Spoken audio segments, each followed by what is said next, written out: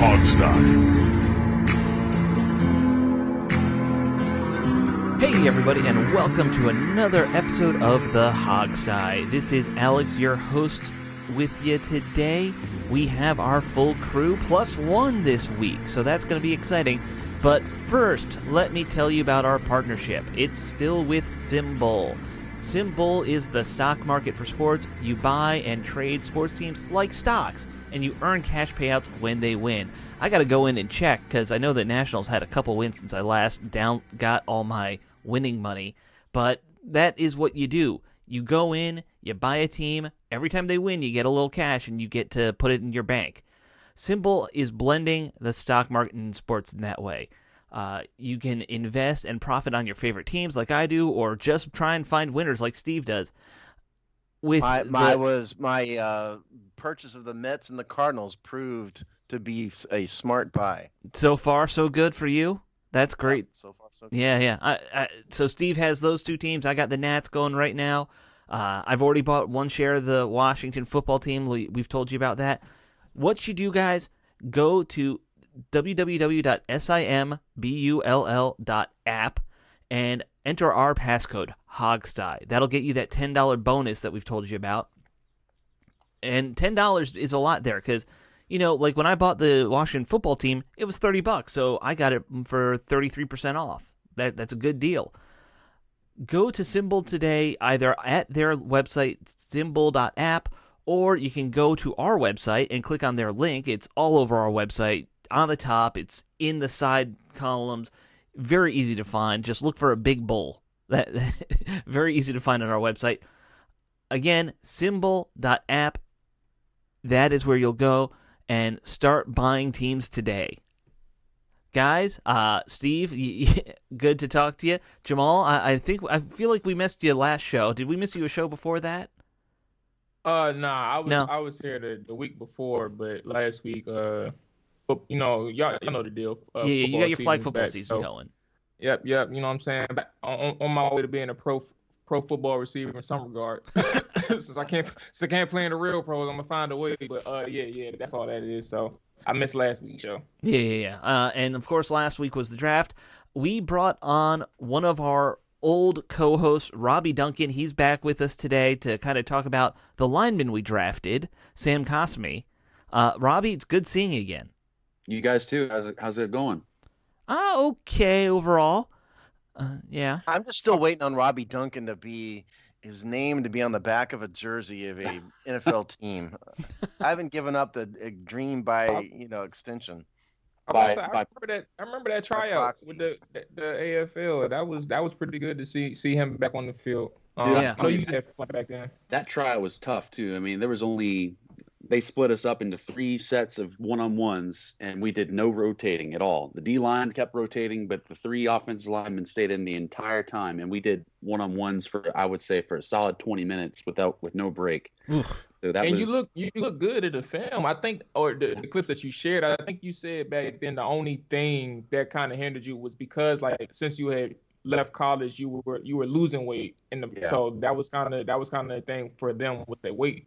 I had gotten down to about 260 at that point, so I was a little undersized compared to what I used to be. But I was proud how it wouldn't have mattered anyway.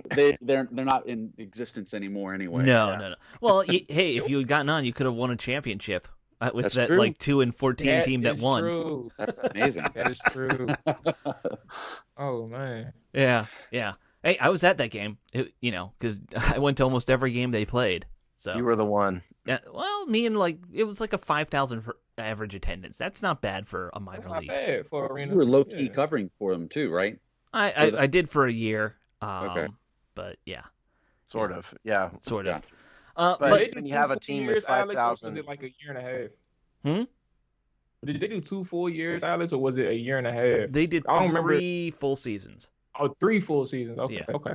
Yeah, 2017, 2018, 2019. But we're not here to talk about the Arena Football League, which has been defunct for 2 years now. We're here to talk about the Washington football team. They drafted a left tackle. They signed Eric Flowers. Robbie, you know O-line like almost nobody we know. So we thought it'd be good to have you on and just kind of talk through some of these guys and what this line's going to look like, because with a revamped offense and, all the weapons and, we got Fitzpatrick back there fighting with your boy Taylor for that starting job. They need guys in front of them, though, to make this thing work. So I want to start with the draft pick, Cosmi. What do you like? I don't know how much you looked at him before he was drafted, but like, what do you kind of make of him now that you've seen? I'm sure you've watched some tape of him. Yeah, I watched him before the draft. I hadn't been able to watch the draft as in depth as I had been up to this point. I was coaching high school football in the spring high school season because of COVID, so that cut right into my normal free time availability to study for the draft, which I normally love to do. But I did happen to get to watch him a little bit before the draft, and I think there's a lot of things to be excited about. Excuse me, I'm moving stuff out of the way. No, it's fine. He's very athletic, as you guys can tell by his metrics that came out. That Math Bomb, if you follow that guy on Twitter, great follow. I love studying that stuff and looking at it and seeing how, the quantified data of how athletic a guy is pretty cool. Mm-hmm. And he was 9.9? Like, he was the best testing lineman in the history of the draft or in the NFL in general. Like, he had higher score than Trent Williams did, which is something. And that was until that other tackle for what was it? I can't remember, but his name is Spencer Brown, 6'9" guy. I mean, he killed his pro day as well. So Cosmi is very athletic. He's very strong. 36 reps on the bench press is nothing to sneeze at. Shows that strength on the field too. He's a mauler in the running game. That's where he's best right now is the run blocking. His negatives are his pass blocking. He's not as technical as you'd like. Sure. He's a little raw in that aspect, but despite that, he still got the job done for the most part. And, he had some battles. I studied his game against LSU when he went against Chason, who got drafted by the Jaguars. That guy was a top pass rusher in that draft class, and they went at it. It was like Godzilla versus King Kong, the two of them. But Chason got the better of him a couple times. But when you think about it, like 3 or 4 reps out of a whole game, right, is people only remember the negatives. But when you think about it in the grand scheme of things, 3 or 4 bad plays against a top guy like that in a whole game is pretty good. So there's stuff to work with. I don't know if he'll start right off the bat, but that's okay. It's not the end of the world. He's a guy that you can kind of season and develop over this year. You got Cornelius Lucas that I was very high on what he did last year, who can hold it down for at least another season if need be. They love the flexibility that he offers. He can play some guard if need be. He can play right tackle. He has played right tackle. So there's some flexibility with what they can do with him this year for the most part. Right. But, I'm very excited for the potential of the pick. But that's the key word, right? Potential. You never know if a guy will actually reach that potential or not. Potential is a dangerous word sometimes. So it's going to be on the offensive line coach, Matsko, to develop him, which he should. I think we saw Matsko make a lemonade out of lemons last season with guys that none of us would have thought would have been good. Like as soon as Wes Schweitzer came out for left guard or right guard in replacement for Sheriff, we were like, oh God, here we go. Right. Same thing for Cornelius Lucas. I mean, I think he had these guys playing at a very high level. So I'm encouraged about what we can get out of Samuel Cosmi. Cosmi, sorry, Jamal, I didn't mean to interrupt. Cosmi strikes me as having a Trent Williams comp just because of his athletic profile. I mean, I think Williams is probably always a better pass blocker, but is that a good comp for him? I mean, put the weed aside, just from a player on the field standpoint. Player on the field standpoint, I kind of thought of Taylor Lewan, just with the way he plays. He's mean like that. Trent's a tough player. He plays hard too. I mean, you've seen how that first play when he came with the 49ers, I mean, he climbed to the second level and just murdered a linebacker. But I don't know if I'd say he's as polished as Trent was. So I would say somebody like maybe Taylor Lewan or Jack Conklin kind comp would be more suitable, a more athletic version of both of those guys to me. Yeah. So for me, I was going to say I don't know what's wrong with me, because when you were speaking, for some reason I still thought Jay Gruden was our head coach. I was for whatever reason. Don't like, he's a big guy. We're pretty proud about what we got with him. He's a big mauler. You know, we use a 2nd round pick on a guard. So yeah, that is the analysis. Yeah. But but where I was getting at was I was thinking about what Rivera had actually said about him. I don't remember who he was speaking with, but when he was talking about Cosme, he essentially said what you said, but he also, like, the thing that he added in particular was the good thing about Cosme is, although he needs some things to get cleaned up, the things that he needs to get cleaned up are very coachable things. It's not like something wrong with his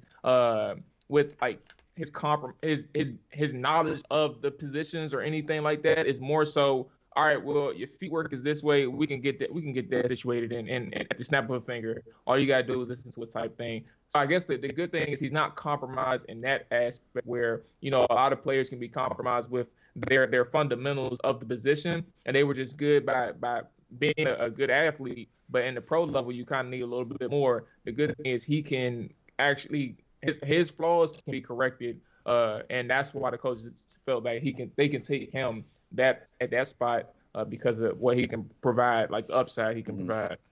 And take this for what it's worth, but I've had multiple people up to this point tell me that the Texas coaching wasn't the greatest in the world either. He wasn't getting great coaching on the offensive line from their offensive line coach. So I'm not well knowledgeable enough about that situation to comment on it, but that's something that's been told to me by a couple people. Can you go into some specifics about what are the deficiencies that need to be corrected in his pass protection? Sure. I see his footwork could be improved. You know, he doesn't really kick step very well. It's more like a back pedal, which is okay for staying square. But the problem is when you're going against these faster guys, you know, you need that kick step to cut off that hoop. You know, when they're coming around the edge, you need that kick step to cut him off, and helps you beat him to that spot. So he needs to work on that, and then his hand use in general. He does got a pretty good chop move when he's engaged with a guy like this. He'll chop their hands down, which gets them on the ground, which is good. But he could use that before he engages with a guy too. You know, there was a couple plays in that LSU game I watched. Chason got him with that long arm move, bull rushed him right into the quarterback, and Cosme wasn't able to recover from that.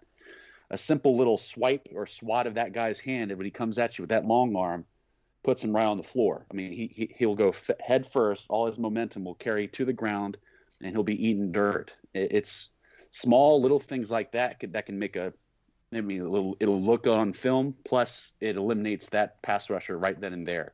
Robbie with some sumo jiu-jitsu tips right there. Yes, I know kung fu. Yeah. All that's coachable. Like Jamal said, that's all coachable stuff, though. Yeah, it is. Not inherent flaws in who he is. And so I'm assuming we can look forward to him obviously getting a shot as a long-term starter. To me, an open question in that regard in terms of long-term franchise tackles, what's going to happen with Sadiq Charles? I remember you on this show 2 years ago, Robbie, talking about when we had you on to do this same thing, talking about how much you loved Sadiq Charles. So where are we with that? I loved what I saw of him in college. You know, he was a little undersized, so to speak, for a tackle, but his technique was good. He looks good athletically on film. The story up to this point has been his injury. You know, he had a shot to come in and play right away at left guard that one time, and then he got hurt the very first play. Yeah, that one play looked good, but it's just one play, so it's hard to gauge where he's at. I still like what he could potentially do at tackle, but with especially with the trade for Eric Flowers, that's a three-way competition for left guard if you still include Charles in that situation. Yeah, I would still like to see. I mean, maybe up to this point, they've already seen what he can do at tackle in practice, which we haven't seen. So. I think he's still a capable starter. Just need to see him actually out there, you know? Yeah. So, I mean, it is interesting. It looks like, when you talk about the 2021 season, we know Moses is there. We know Sheriff is there. We know Lucas is there. That's probably 3 of your starters. But all of them could be gone by next year. And then you're talking about the whole Charles and Cosme and probably Flowers, but I don't know who else. There could be a lot of changes. If you're putting them out there, Cosme and Charles, who you putting on the left side, who you putting on the right side right now, do you think? If I would walked into camp and I was the offensive line coach, I would say day one for first practice, my starting 5 would be Cornelius Lucas, Wes Schweitzer at left guard, Sure. Chase Roulier, Brandon Sheriff, and then Morgan Moses. But I would give Lucas and Schweitzer the ability to, it's your job to lose. Make it an open competition where, however it shakes out, the best 5 should play regardless. So, yeah, of course. If Charles outplays Schweitzer and wins the job at left guard, perfect. Schweitzer is an incredible depth guy to have that could play right guard or left guard in the case of an injury, which is, likely to happen with Sheriff at right guard. I mean, up to this point, he's been hurt for a number of games every year. So, having that kind of depth, even if Flowers or Schweitzer doesn't win the job, is very good. Mm-hmm. Yeah, they're very deep now at guard, it feels like. Yeah. And you still got Keith Ismail in the mix there somewhere. Mm-hmm. Oh, yeah. I think your average fan and non-O-line expert, which is almost everybody not named Robbie Duncan, loved what Eric Flowers did when he was here 2 seasons ago. I noticed you didn't mention him this time when you were talking about left guard. Is there a reason for that? Not necessarily. I mean, they traded for him. They obviously liked him. I remember hearing they wanted to keep him, but he got more from Miami, so that changed things. He's also a Florida native, isn't he? So, get a chance to go play back home. Yeah. So, I mean, I was very surprised in how well he did. I thought he'd be better at guard when he came out in the draft. He looked like a guard to me. Mm-hmm. So I had the belief that he would play better at guard when we brought him in, and he did. So that was good. And he still wasn't perfect. He's still, I don't know. He got by with what he did, and he still looked good doing it. And he seemed to have a love for the game that he didn't have with New York. He was excited. He celebrating in the end zone.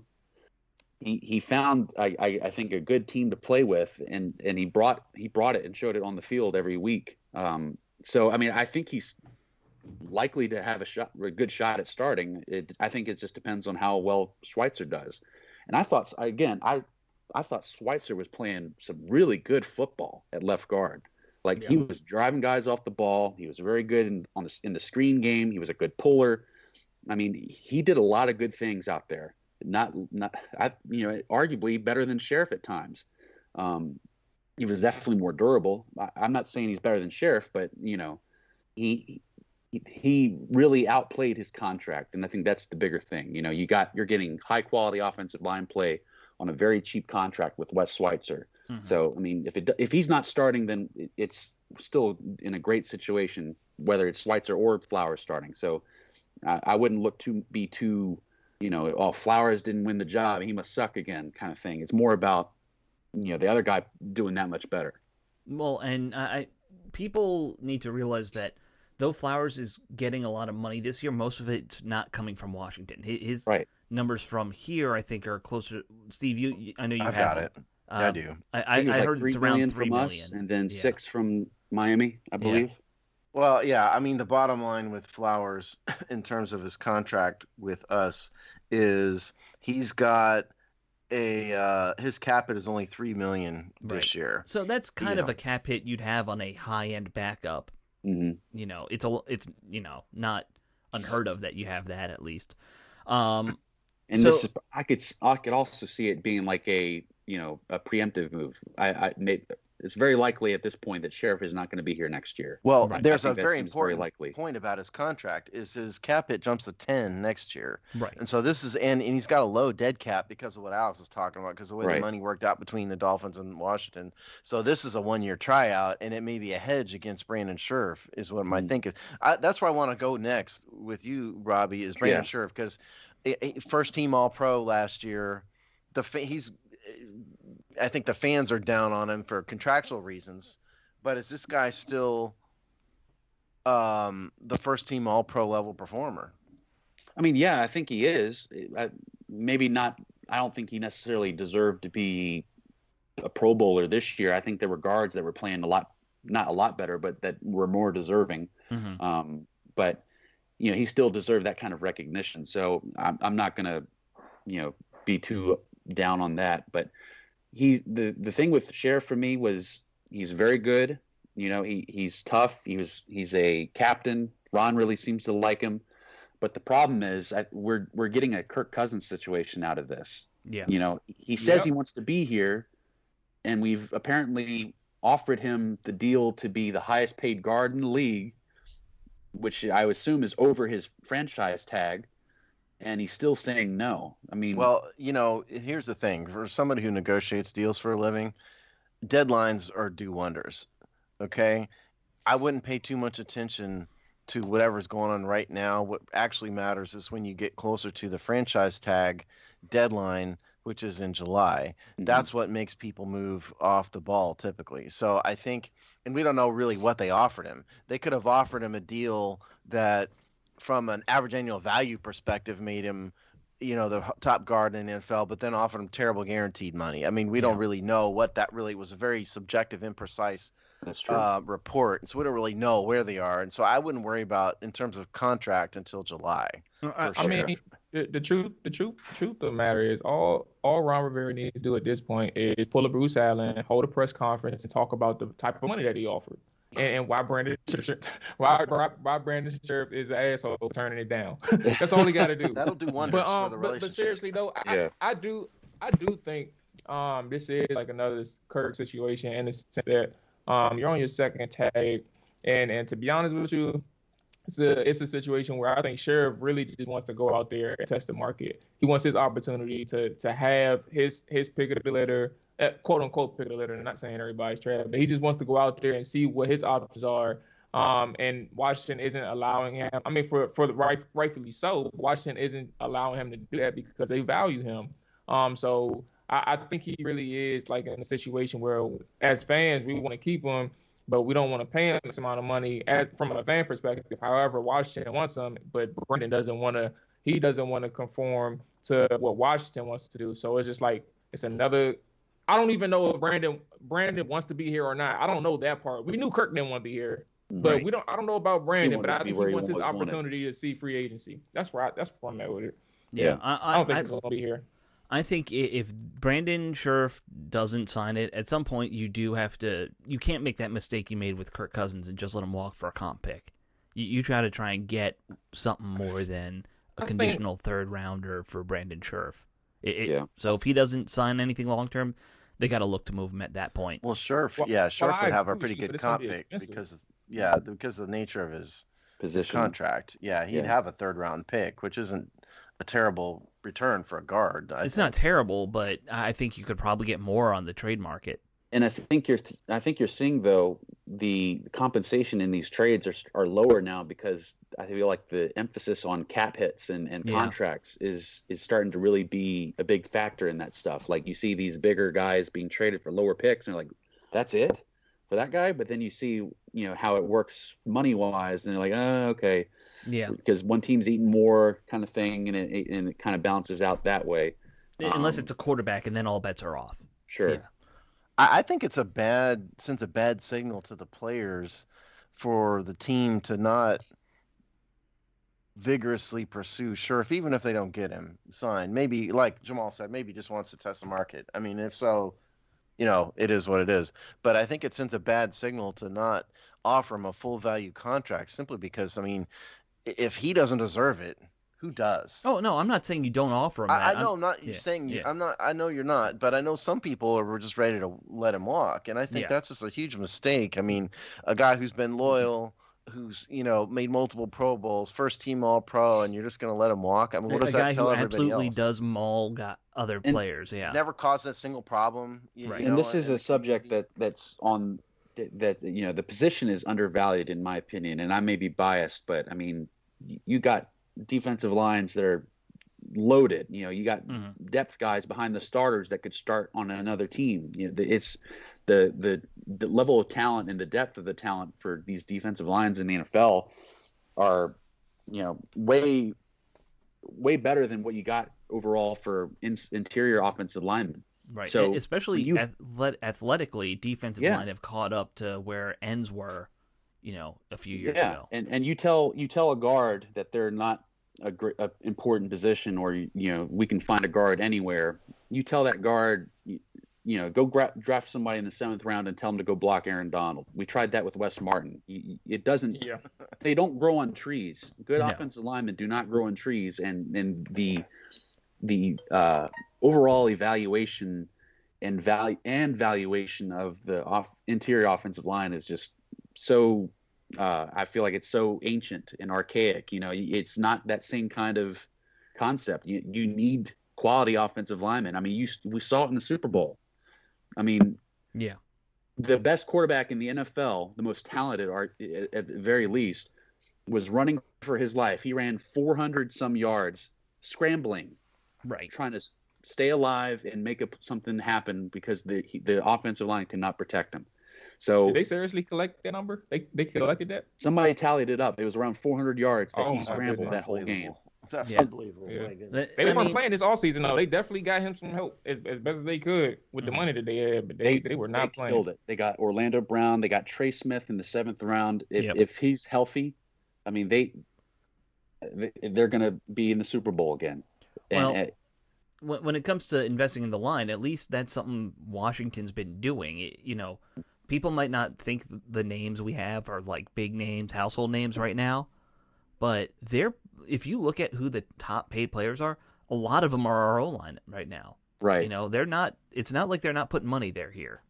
And I mean, on both sides, they've invested a lot in both sides of the football. And I got to admit, I feel very confident about the depth of this offensive line now. After drafting Cosme, they got Charles Leno coming in for a visit too. I don't know if they'll actually sign him or not, but if they did, I mean, it's even better, you know. And here's something here's an idea, or it may be optimistic, but what if Ron and company really see themselves in a Super Bowl window? They normally, if they didn't see this, they could have easily, I think, just let Brandon Sheriff walk and move on, right? What if Ron sees that this is a team that he can win a Super Bowl with, and was like, you know what, let's double down on it. Let's keep Sheriff around for another year and really attack, making a run at this Super Bowl. I mean, again, maybe optimistic, but maybe that's his reasoning why he wanted to just tag him for another year and see what happens. Well, I mean, you tag him for another year. At the time they threw the tag out there, who would they have to replace him?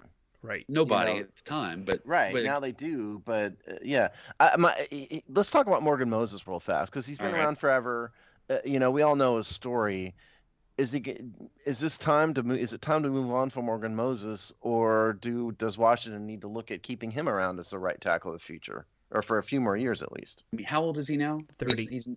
He's 30. I mean, you still can get a solid, 2 or 3 seasons out of him. I don't think as long as he plays like he did last season, then I don't see the need to replace him, unless you want to get cheaper.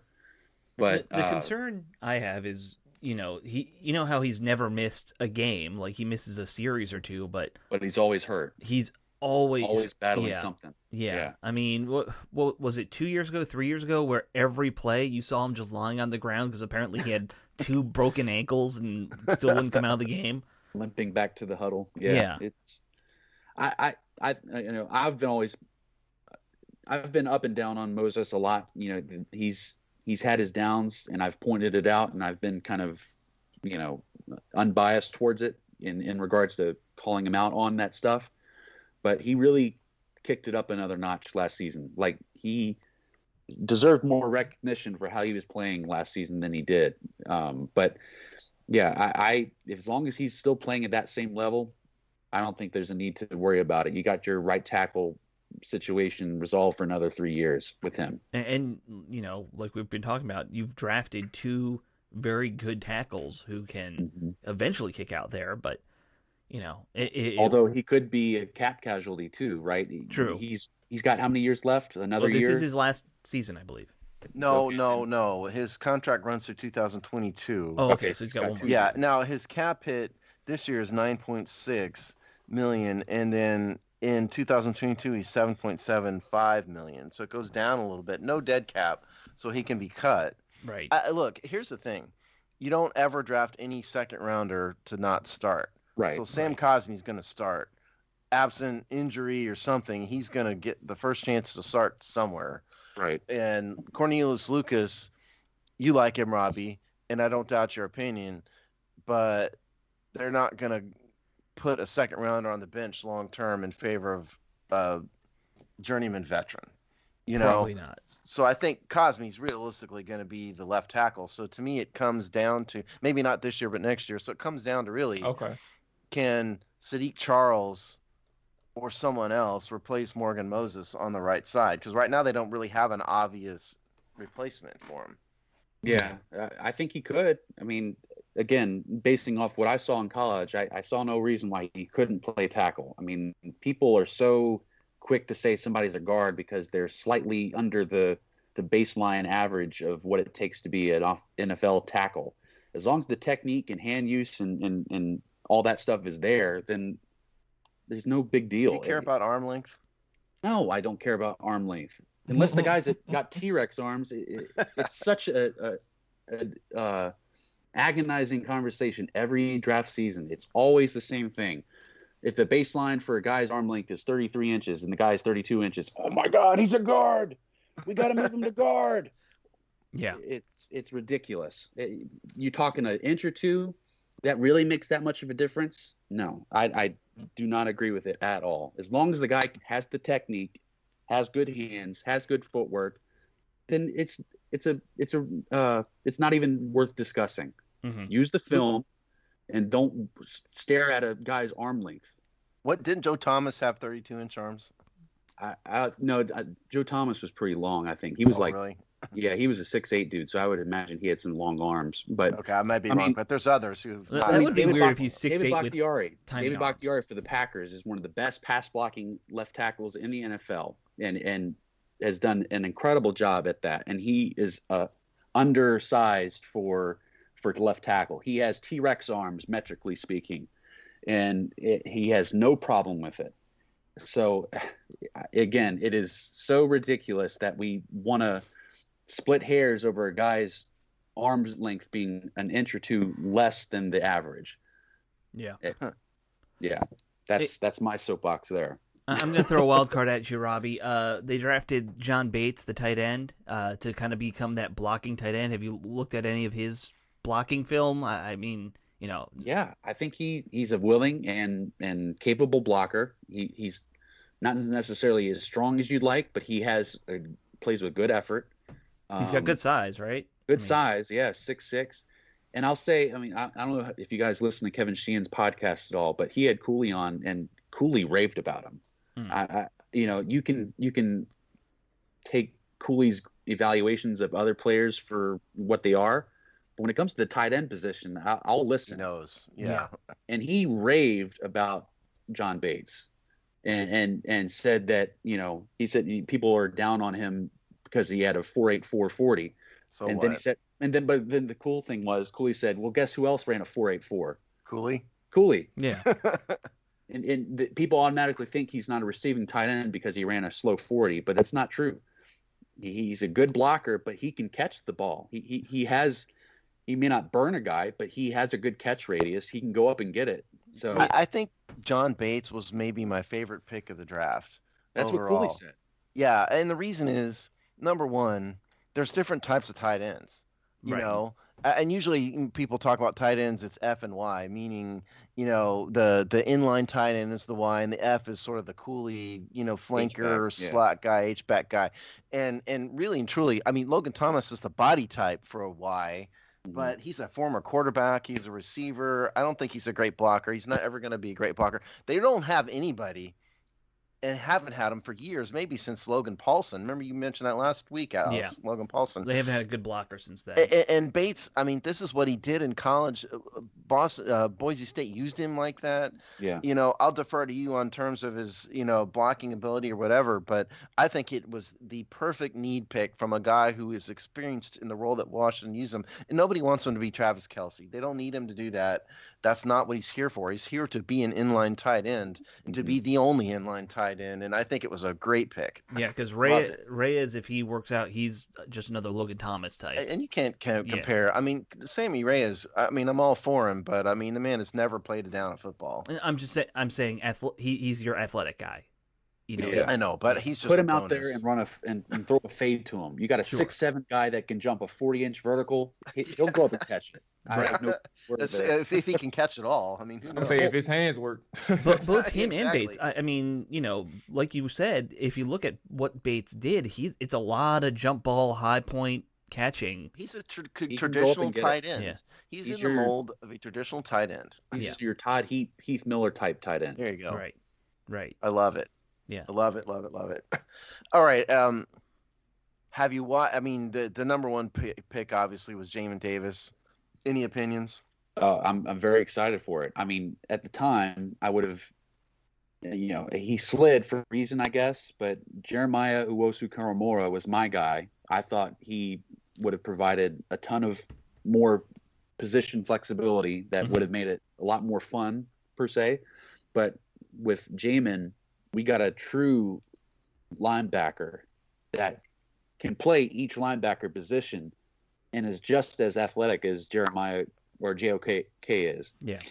He, I think they believe that they have their next Luke Kuechly with him. Not necessarily as the field general as Luke Kuechly is. I mean, that could probably come with film study and good coaching. But regardless, I think we have a guy that is just going to be a complete tackle machine because of the defensive line we got up front.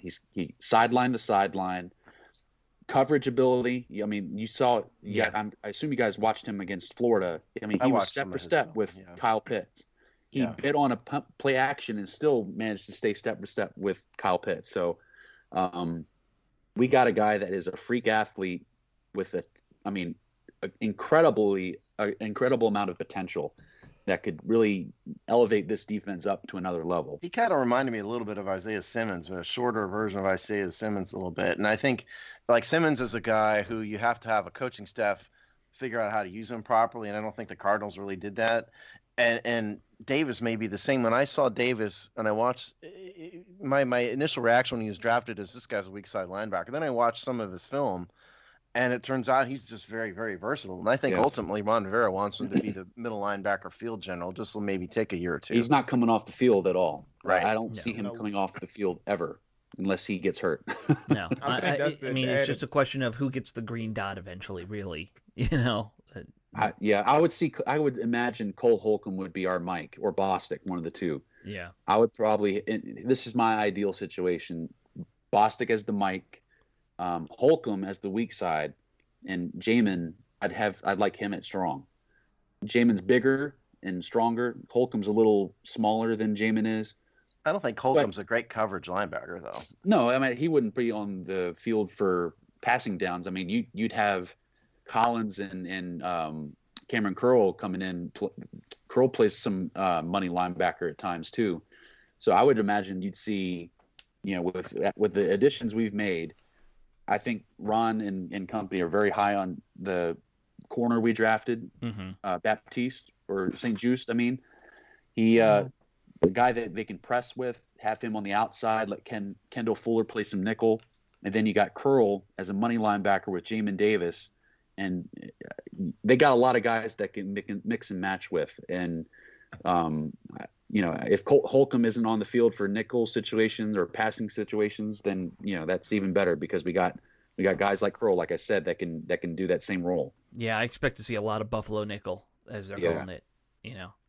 But you didn't get your chance last week. You weren't here. You didn't get your chance to spout off about Davis. What'd you think?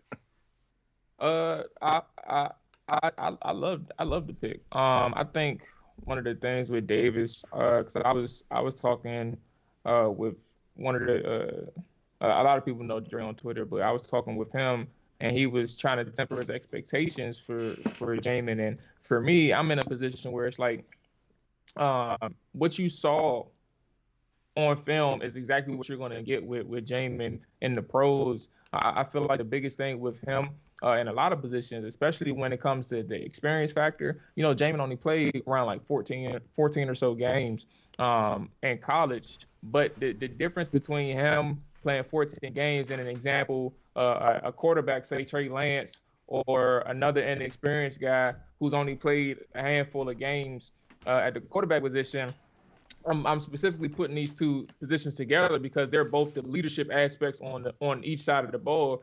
Defense is easier to understand. From my experience and from what I understand, defense is easier to understand on all three levels of playing ball. You're talking about high school. I mean, shoot, even when you're a youngin, like these are the play calls.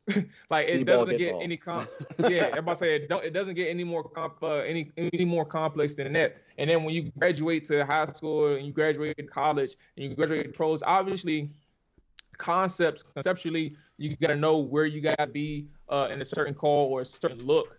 But when you're talking about understanding an offensive side of the ball, like a quarterback, where you got to know exactly, you got to call out the mic, you got to understand what your line is doing, you got to see what your line is telling you, you got to know where your receiver is going to be, you got to get the time down with your receiver. Maybe you have this position, like this chemistry with certain such and such that hasn't been ironed out with the other player. And now you just have to get everything together from the quarterback position. And also that's just with the players. Then you gotta understand the mental aspect of it with the playbook and studying film and things like that. Linebacker, you still study film, but at the same time, when you're on the field, it's as simply as what Robbie just said. You're playing football, it comes naturally. And I think what you see with Jamin, despite the lack of experience at the linebacker position, he is an athlete. He is a freak of nature. He's fast. You can utilize him from a coordinator perspective, however which way you want to, because there's things that he can do, and it's not going to be hard to transition to the NFL from a linebacker's point. So, with that being said, I'm definitely a fan, and I'm not tempering my expectations for Jamin. I think he'll be an impact day one. Yeah. I mean, I think we all just assume he's going to be, out there on the very first snap of the season. The inexperience is why he dropped. Right. Why. I mean, I think more people probably thought he was back around one, up, top around two for experience reasons. I have just absolutely less than zero use for these draft analysts who talk about draft value like that. I think that's just asinine. And if the guy can come in and do in the NFL what he did in college, I think it's a home run. Oh, absolutely. I don't think it's being a homer or Ashburn syndrome, as they say, to think that he should be, right in the mix of Defensive Rookie of the Year.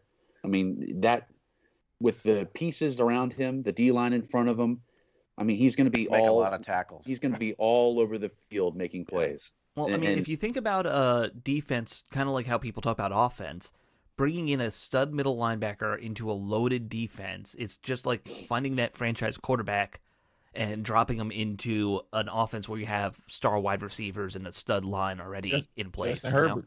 It's the same thing. Yeah, there you go. Justin Herbert. Yeah, that's good. That's a good point. What other draft picks stuck out in your mind, Robbie?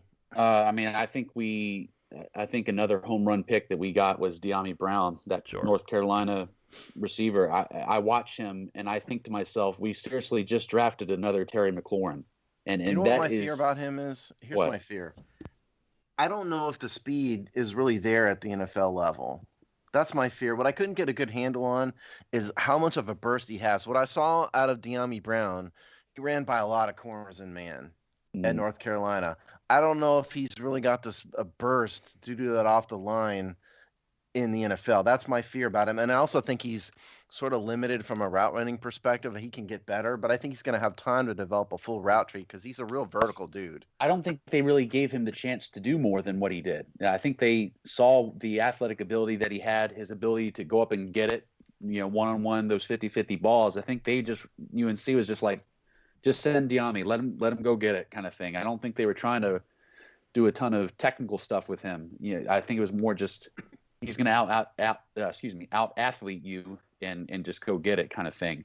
But I do watch him and I see a Terry McLaurin guy. I see a guy that will be just like Terry, and will if the ball is in his if he's there and it's 1-on-1, I'll be shocked if he doesn't catch it. That's what you get with Terry McLaurin right now. He's a guy that'll burn you, but he'll also moss you at the same time and make you look foolish, even though Terry's not the biggest guy in the world either. But I do see he may not be as fast as Terry is, but I do see a guy that can burn you with some pretty decent route running, and that will improve as he learns more routes because he's going to have to. The other thing is, I think North Carolina quarterback didn't help him much. I know that guy's, I guess, a pro prospect, but I didn't think the quarterback was very good and routinely underthrew him. Put the ball in the wrong field. Yeah. So I'm high on him. I just think it's going to take him maybe a year or two. I don't think he's going to jump out the gate like McLaurin did immediately. I mean, he doesn't have to be a wide receiver 2 this year either. I mean, we signed Curtis Samuel. Curtis Samuel is going to be just as dangerous as Terry is, if not more, because of his, Tyreek Hill type ability as being a runner. Use him for jet sweeps and stuff like that. We're going to be. We're going to be dangerous. Like if you're going to focus on Curtis and Terry, we got a guy in Diami that's going to go up and get it too. And you still got, Antonio Gibson. You still got McKissick that can catch the ball out the backfield and if not play slot at the same time. I mean, you have Logan Thomas now. Logan Thomas. I mean, man, guys, I really think, I'm probably going to regret saying this, but I really think we have a team that can contend with anybody because of the defense for one, and also because of the speed that we got in the positionless football that we have right now. The ability to scheme up against anybody that we line up against. If you you just mentioned something important, which is positionless football. They have a lot of guys who are very versatile, and I think other than McLaurin, Terry McLaurin is the X. There's no doubt that's where he plays. Yeah. But the rest of these guys, I don't think it's really would be doing them a justice to say, okay, Curtis Samuel's got to be the Z. No, whatever. I mean, that's not Curtis Samuel in the backfield. I mean, they're going to use him in any kind of way they can. And that's the same with Antonio Gibson is the same. And so I think they do have a lot of guys who can do a lot of things. And so from that respect, it's possible Diami may get on the field, whereas a more traditionally stocked offense, maybe he wouldn't in year one. And this all comes down to what we get out of the quarterback position. If we have Fitzmagic rolling, then we're going to be dangerous. Or if we get Ryan Fitzpatrick, then that's a different thing. But if we get Fitzmagic, there's a difference. You've got your boy behind him. I mean, Fitzpatrick's a journeyman for a reason. He's been in the league on several teams for a reason as well. But I think it's hard to ignore that he has been playing his best football since he was with Miami. Yeah. And he kept I mean, they used him as the closer in a couple situations over Tua, the guy that they spent a 5th-round draft pick on. And, I think that we're seeing a guy that is going to really give our guys an opportunity to make plays, and we're gonna see a lot of good things for Terry. We're gonna see, our receivers are gonna get a lot more production than they got this past season. That's for darn sure. I mean, what we were getting with Alex Smith, I mean, he helped us win the division. God bless him, he did a lot of good stuff for us. Incredible story coming back from that injury, but I mean, we can all agree that Smith was not playing very good football. He was a check down artist, and he had no mobility. We were not a threat on offense. Now we got a guy that can beat you with his arm, and he'll take shots, he'll take the risks. It may not always pan out, but he's going to take those chances and give our guys a chance. And that we're at least going to see more production in that standpoint. I think that Fitz is also mad. Because I think he knew he was pretty upset when he got benched last year, and he normally doesn't talk about it. Right. To the point he almost retired. I think he knew he was playing better than Tua, and I'm not sure if Tua. I don't think Tua's all that good personally. Tua did not look good. No, I didn't think. So I think Fitz is going to come in here with an attitude and a chip on his shoulder, as the old cliches go, and he's going to want to prove that he can still play. So I think that bodes well. This very well likely will be the most entertaining season good and bad, that we've had in a long time. Sure isn't going to be And- Alex Smith throwing for 130 yards. No. And I agree, and I think because I obviously y'all know I gotta leave shortly, but I did want to say one thing about Fitz, right? That was the main thing that I was looking forward to this year. It was literally when Fitz got here, it was literally how I felt when Russell Westbrook, for all the DC sports fans, when Russell Westbrook signed with the Wizards, or got traded, sorry. But when he got here, it's like, I mean, obviously the Wizards started off terrible, so I stopped watching. But it was as simple as, this is probably going to be the most entertaining thing. Like, it's going to be must see for Wizards fans, and then for Washington. Fitzpatrick is one of these guys where he's so he's such a intriguing character, regardless of what it. I mean, his reputation is obviously a person who has that volatile play style. He can do good, really one, like 2 or 3 weeks at a time, and then all of a sudden you're like, what the hell is this? Oh, this is Fitzpatrick.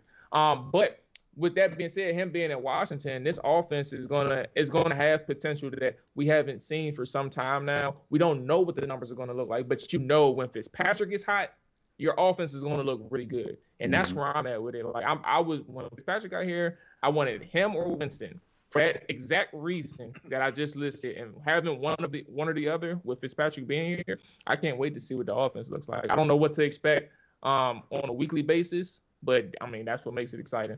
Yeah. And Jamal, I know you got to roll. We know you got to roll. You got engagement, so good seeing you. Sir. We'll see you next week. We'll see you next week there. I'm gonna say, hey, Robbie, nice catching up with you too, man. I You too, Jamal. Yes, sir. All right, y'all. Later, guy. I'm gonna say one thing about Fitzpatrick that I mentioned before on the show. Go and look at who his best running backs were when he was in Miami. Because last year, it was a little better. But his first year, the best runner on that team was him. He had the most rushing yards on that roster, which is really, really messed up if you think That's about not that. good. No. I don't think I've ever seen that before in the NFL. Where a quarterback has the most rushing yards. Well, Lamar Jackson. At least a quarterback like Ryan Fitzpatrick. Yeah. Yes. That's fair. Maybe Ryan Michael Vick, Fitzpatrick Lamar and Russell Wilson Jackson. have both done that. But yeah. No, I know what you mean. He's not a traditional running quarterback. He can move, but he shouldn't be the mover. Yeah. I mean, I'm sure we're setting ourselves up for failure talking like this, like we are. But you got to look at it at what it is. I mean, the defense was top 5 in the NFL last season, and they only got better. They upgraded over Darby, who was playing great football. William Jackson's better than Darby is. Easily. William Jackson's better than Kendall Fuller. Yes, we upgraded, and we got Jamin Davis. Our linebacker core got faster, more athletic. Mm-hmm. Our D-line is still intact and even better going into year 2 in the new system. Cameron Curl is a gem. A guy that's going to make a ton of plays for us wherever that may be, in the nickel, at money linebacker. We got Jeremy Reeves playing overachieving and playing good football and at free safety. I think the situation, there's a lot to be encouraged about. You got guys that want to. We got good guys in place for one. Ron's change the culture, bring in more good people that want to do things the right way.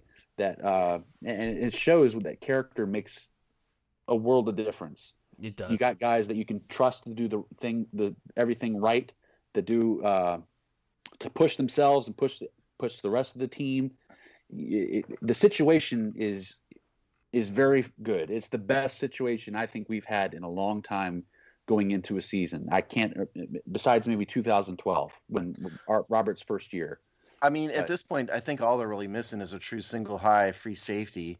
But beyond that, they've got solid starters now. Yeah, and they brought somebody in for that, at least for a visit, Bobby McCain. Yeah. And don't sleep on Derek Forrest. I think we have a situation with him, and again, that might. I don't know if he's a single high though. He's got the athleticism to do it, and he played that for Cincinnati.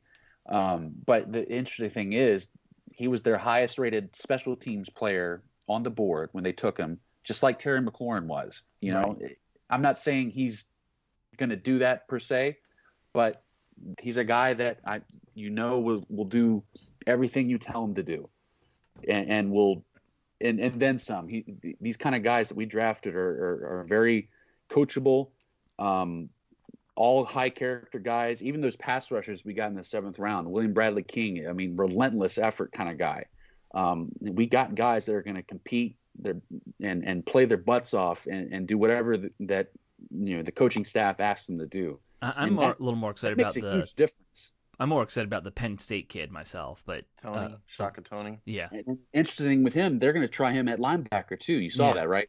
Yeah. Well, that makes sense considering his physical profile. It more fits, I think, a linebacker than anything. Right. I think he's a third down pass rushing specialist. If you ask me, it's what he is. Line him, call him whatever you want, but I think that's what he does. Yeah, we have selfless players now. We got people. The whole drama seems to be out the window. We got guys pushing each other to be better. We got, I sound so, drunk off the Kool-Aid, but I really feel that way. I feel like this is a team that can go out and compete with anybody right now. All we need is Aaron Rodgers, and it's a Super Bowl bound. Oh yeah, I don't know if that. I mean, it almost is comical how much fans are kind of talking about it, and even the media is like, "Well, Aaron Rodgers should just go there. It makes perfect sense. He doesn't want to come here." Like, did everybody see my column? I wrote an please don't sign Aaron Rodgers column. He wants to go to California. He wants to go home. He's from California. He wants to go somewhere on the West Coast. Forget about what he wants, though, for a minute, because he's going to go wherever he's traded to or retire and give up money. So the I'm question assuming would be, he has a no trade. No, he doesn't. No, he does doesn't. not have a no trade clause. Okay. So he's going to go no matter where he wants. He's going to go wherever he's sent.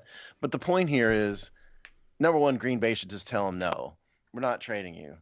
Who cares what you want? You're here. But assuming they trade him, they're not going to give him away for a song. And he's got a $37 million cap hit. It's just ridiculous to think that Aaron Rodgers should be in Washington. Would you want him in a vacuum if you got him for free? Of course you would. He's a Hall of Famer, but they're going to have to tack on years to his contract to spread out the cap hit. They're going to have to give up multiple three first round picks and a player. Probably is he even a fit with what you're building? Exactly. Is he a locker room fit? There's a lot of a scheme fit. I mean, Scott Turner doesn't play the same scheme that they play in Green Bay. Actually, I just think it's absurd. You could scheme him into this fairly easy. Of course you could. He's a Hall of Famer. But the point is, what do you? If you could sign him off the street, sure, absolutely, bring him in. But it's crazy. I mean, there was some talk I saw in various writers and opinion guides how Washington might be planning on doing something like that next year, because Rodgers was probably going to get cut or be gone from Green Bay next year, and there's always one or two quarterbacks who lose a contract, but build up that super team and do what Tampa did, where Brady just walks into a stacked roster, and if they do that next year, it makes perfect sense. They're building their team up the way the Ravens did with Trent Dilfer, the way the Bears did with Rex Grossman. Right. They had an incredible team around them, and the Bears especially. They had an incredible running game. They had Cedric Benson and Thomas Jones, I think. I think so. Yeah. A great run game. They had a Hall of Fame potential kick returner, punt returner, and Derek. Devin Hester. Devin Hester, and right. then in a historic defense. They had everything in place to make the quarterback that they had successful. Right. They didn't end up winning it, but they still got there. Now, if you want me to knock the Kool-Aid off the shelf here, the negative this year, Washington has an absolutely brutal slate of opponents. They do. It's an evil schedule. They're playing all four conference title participants. It's entirely possible that if it doesn't gel perfectly, this team is going to end up with a fair to Midland record again. Even if they improve and get better, I don't know if it's realistic to assume they're going to be 12-4 or anything like that. They may be in the middle again, but being in the middle means that you may not be able to draft whoever the top quarterback is next year. Right. Sure. Another example team-wise was the Niners. They took Jimmy Garoppolo to the Super Bowl. Everything else around them was perfect, right? An elite defense, positionless players to scheme around. I mean, they made it work and came up short. But I mean, I think you're seeing an end game process, right? We're building it up. We're kind of patiently waiting to make our move. We're not going to knee jerk and mortgage the future just to get a guy. They're going to get the right guy. Whoever it's the opposite of what Ron Rivera is, to think he's going to trade away everything to go bring Aaron Rodgers in here. Right. It just isn't who he is. I don't think that's I agree with you that that's not his personality. They took their shot for Matt Stafford, and that was it. They went to Plan B and stuck with it. With Ryan Fitzpatrick. And I think again, I think Robbie, you said something smart, which is if you get Fitzmagic in here, Fitzmagic can at least do what Jimmy Garoppolo did. Yeah. It's more about the team around him. Yeah. The good Ryan Fitzpatrick is a pretty good quarterback. He was at one point almost an MVP candidate. Yeah. It fell off, but at the beginning, early parts of the season. What Fitzpatrick will give you is a window, maybe 2 windows, where he'll be lights out for, a 4-game chunk. Then he'll go back to being average to dreadful. He's going to throw 4 interceptions in a game. That's what's going to happen. Yeah, and then he'll do another 3 or 4 game chunk where he's really good again. So what you need to do if you're Washington is get a good sense of, are we getting the good Fitzpatrick? And if not, then we got to go to the run game, change things up, make it so he's only throwing 20 balls a game, not 40, And I think that's where we get the pick the guys like John Bates that come in and make a difference. We can run more, 22 personnel with 2 tight ends and really focus on running the ball and then hitting them with more play action. Bates could be a easy rollout play action dump off type guy. Get that run game going to eliminate any potential risk with Fitzpatrick. Dial up your open shots. That way you don't have to make him force something and force a lot of turnovers. They're going to need to get a good sense quickly between him and Turner of, is he on or is he, not on? Because if he's, you're going to dictate your game plan a lot to that. Yeah. Well, I mean, they're not going to bench him. No. I'm not saying that. But yeah, I did like, Robbie, we'll talk about your guy for a minute. Taylor Heinke, I think at a minimum shows he belongs in the playoff game. I thought he was a lot better than Kyle Allen ever was. I'm not a huge Kyle Allen fan, but Taylor, I think he shows that he belongs and he gets a shot, and I think he should be the backup at least. Mm-hmm. Yeah, and you take it for what it's worth, but Ron is really emphasizing the competition thing. Fitzpatrick is most likely going to be the starter, and he will be your starter in the very first practice, right? But if he is true to his word about it being a competition, you never know. Yeah. You really never know. And that's not. I'm not trying to fan the flames to the Heineke howlers out there. The big Heineke fans that want him to be the starter. I'd love for that to happen, of course, but I'm also realistic. So. Listen, Fitz is making $10.5 million. Yeah, exactly. Look where the money is. But still, if you really open it up, and let the competition make everybody better and see who comes out on top, then the team will be better for it, regardless of who's the starter. Yeah. So 10 million means you get the first shot. It doesn't necessarily mean if one of those 2 guys comes out and really just wows throughout training camp and preseason. They can, beat you. Well, the beauty is that Fitz is also on a 1-year deal, right? And so you can afford to bench a guy like that if it goes south, even if he's making $10.5 million. The big question will be, will they keep all 3 for the 53? Right. I think really what we're looking at is a competition for the backup spot. Yes. Because I don't see them keeping all 3 quarterbacks. I think Steven Montez probably ends up on the practice squad again. Yeah. And so, they may not burn a third slot on the active roster on a third quarterback. The NFL doesn't do that very much anymore. No. I'd have to go back and look. Alex Smith in the mix, but yeah. We'd have to go back and look and see if Rivera has a history of 2 or 3 guys. Well, he had Cam Newton, and so I would be surprised if they did during those years, because Cam in the early days was pretty much an Iron Man. Right.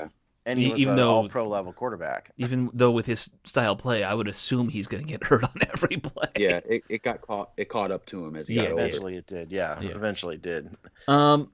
So, one thing we wanted to talk about before we got out of here, Steve, that you mentioned, the team announced officially that fans will be back in the stands. They've, their plan is full attendance, 100%, capacity.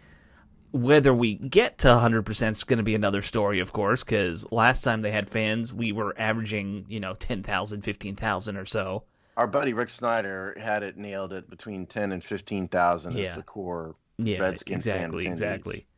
So hopefully, now that it's Rivera and Bruce Allen's gone and this team's got some good momentum, hopefully we're looking at fuller stadiums. But here's the thing, okay? Dan Snyder has a history. Yes. When he hires a new coach, he leaves the coach alone for a couple years. Yes. And then when it goes bad, that's when he starts to meddle, and that's when the fans get frustrated and leave. Right. And so it's possible that this year, because of the excitement surrounding the team, Chase Young is a big local product, big marketing point all by himself. I think the attendance will be a lot better this year. But whether or not it sticks around is entirely dependent on how the team does and how much Dan Snyder is not involved. It also doesn't help, in my mind, as much as we might like Fitzpatrick as, fans. The casual fan is not going to get excited about Ryan Fitzpatrick. No, not at all. So that's a bit of a concern. I think we'll see, at least week 1, a pretty rejuvenated fan base. I hope so. Yeah. But also, by the way, it's dependent on what COVID stupidity rules the state of Maryland keeps in place. And I don't know where the state is or isn't. And that press release made it that what Washington put out made it seem like there was an open question about what the state of Maryland would allow. I think there still is an open question about where Maryland will be. Yeah. I mean, the answer is everything needs to be open. There needs to be no restrictions whatsoever. That's what needs to happen. But whether Maryland does it or not, who knows?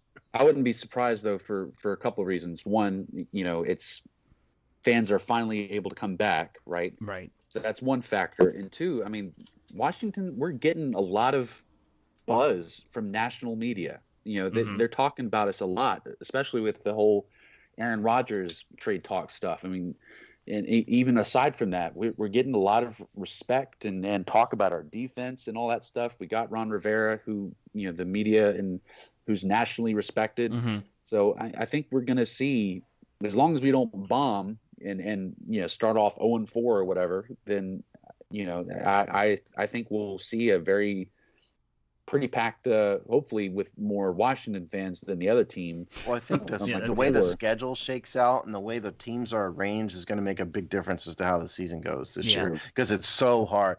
I can't remember a harder slate of teams in this year. I don't know. That slate that they faced in Jay Gruden's last season, that first 5 games where everyone's like, yeah, you're just going to start 0-5 with that schedule. That was pretty bad. Yeah. Yeah, we all kind of knew it was coming. We shall see. Yeah. The other question, of course, regarding fan attendance, in my mind at least, will be whether they allow training camp to be public again. I saw some discussion about that online.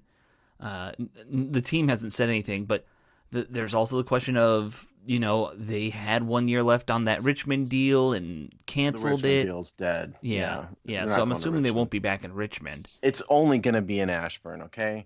It's too late to set up a deal somewhere else. I would be very surprised if they do anything but Richmond Ashburn. is a disaster. I hate going to Richmond for that. Didn't you do like a Twitter broadcast from like a sidewalk or something for us one time? I mean, I had, yeah.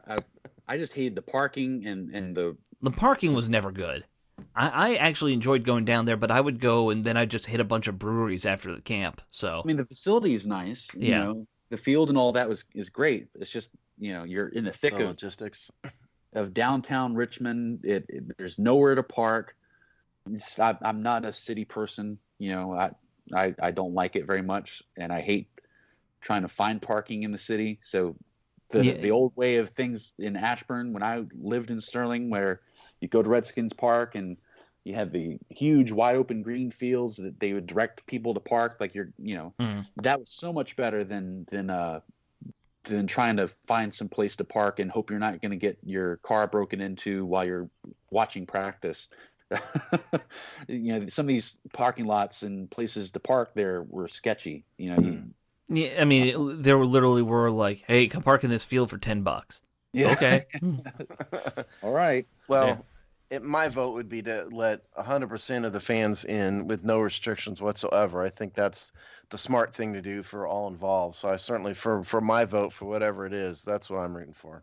I mean, I think we're all rooting for that at this point. The one thing about Ashburn is apparently, I didn't know this, but when Rivero's with the Panthers, they always try to get out of their home facility for training camp, but that's probably not going to happen this year, like you said. Happen this year. Logistically, they don't have time. And also, to be honest, Ron Rivera may not get the final vote on that anyway, because that's a money business thing for the team, and Sure. Dan Snyder may just dictate. Well, I'm sure Jason Wright has his say in that too. Yeah. Of course, he's the team president, but ultimately, Snyder's going to get what Snyder wants, I think. And remember, they just spent a ton of money to rebuild those practice fields out in Ashburn. That was like a big deal to Jason when I talked to him, and he said it a few times. How refreshing is that guy, by the way? I mean, we haven't talked about it at all, really, but I mean, talk about a step up from what we've been dealing with for the past. It's night and day. I mean, Robbie, I know you're not, with the show, but I've gotten to talk to him. I did like a 2-hour thing with him, me and a couple other podcasters, which was awesome. And then they invited us to another press conference thing he did. I mean, it's a night and day from what Bruce Allen was in every way. I mean, total if you DM him, he'll actually write you back. That's crazy. Yeah, he's. I hope he's here for a long time, but I have a feeling somebody's gonna steal him. We're looking. I would not be surprised if he's the commissioner down the road. He takes over at some point. He seems to be that kind of leader, very charismatic. He's doing great things for the program so far, or for the team. Yeah, he's a bit of an NFL outsider right now, but yeah, if you go 10 years down the road, we'll see. Certainly he has the leadership characteristics for sure. I just think somebody that outgoing is not traditionally who they like as the NFL commissioner. Well, yeah, you got to fit in with the owners. That's what, right. They don't really want charismatic. They want human shield. Right. More than exactly. Anything. Well, he represents. I mean, he's been in this type of business before. I mean, he's helped turn companies around up until this point. I mean, I'm sure he's able to has the ability to wear different hats and stuff like that, I would imagine. Well, I hadn't thought about it, Robbie, till you just mentioned it, him possibly becoming a commissioner candidate at some point. I have said for a while that the NFL desperately needs their next commissioner to actually have played again. Like, it actually hurts them as a league to have these commissioners who are at odds with players so much, and having somebody who at least can say, I've been on the field, could really help that relationship with the NFLPA. Yeah. I don't know if the owners care about that. I don't think the owners do, but it's a mistake not to think about it. Depends on what you want. I mean, again, I think what the owners want first and foremost is they want a human shield. Yeah. And they want a guy to be able to go out there and take all the bullets, the hypothetical bullets, for the PR stuff that happens because they don't want to be blamed. And I think that's first and foremost. Because here's the dirty little secret for you guys out there. The commissioner doesn't really run the NFL, okay? No, the commissioner is the manager at McDonald's. He's the guy who sets the work schedules at McDonald's. He doesn't own the place. The people who really run the league are a core group of influential owners. Robert Kraft, Jerry Jones, Mara, and 3 or 4 others. Yeah. That's who runs the NFL. And so it really depends what those. Yeah, John Mara's one.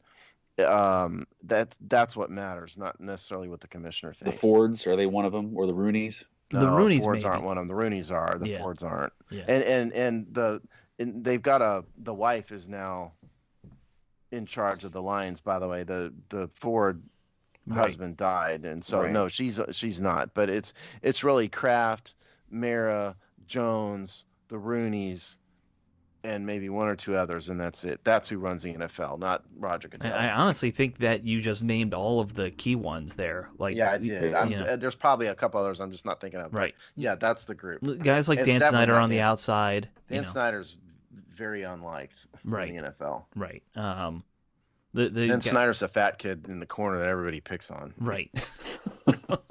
He is. Yeah. No, he is. The team's not going to. Hopefully, the team isn't listening to the show right now. But well, that. Dan isn't. We know that. He's on his yacht. Dan's busy fighting with Indian lawyers in New Delhi. Yeah. And he's fighting Beth Wilkinson now too. Yeah. He's fighting everybody. Yeah. Yeah. Dan Snyder loves to fight people. Dan Snyder doesn't have enough to do. Newsflash. Right. That's why he's fighting. He didn't have any other significant outside business interests anymore. It's really DC or bust, Washington or bust, and he's got to entertain himself somehow. Mm-hmm. Well, again, you have a giant yacht. Go, be entertained. What else? He can't help himself, though. I'm telling you, if the team doesn't do what we're hoping, he's going to start meddling again. Oh, of course, we all know that. It's in his DNA. Yeah. Yeah. The only way it doesn't happen is if he sells and he's not selling. So, I don't know. Do we have anything else we want to talk about? We did touch on the Aaron Rodgers thing. I guess we should mention they did sign a fourth string tight end from Kansas City, Deion Yelder, and Lyndon Steffens, Seattle cornerback. So real quick. Big news there. Salary cap wise. I have it at a little over $15 million, including the rookie pool. And those other new guys, I don't have the contract data for the new guys they signed yet, but it won't make a huge difference anyway. They'll be fairly low. So just call it 15. That's about where Washington is roughly. Right. Good question. That Cameron Cheeseman contract is really what's going to kill him whenever he signs. He's gonna throw him over the top. Right. The long snapper. Throw him over the top because he's a long snapper, right? That was a pun. Yeah, there you go. It was a pun. I intended that. Okay, guys. Good talking to you this week. Next week, we are going to start our position group analysis. Robbie, it was good seeing you again. Yeah, you guys too. Yeah. Good conversation. Yep. All right, everyone. We will see you next week. Later.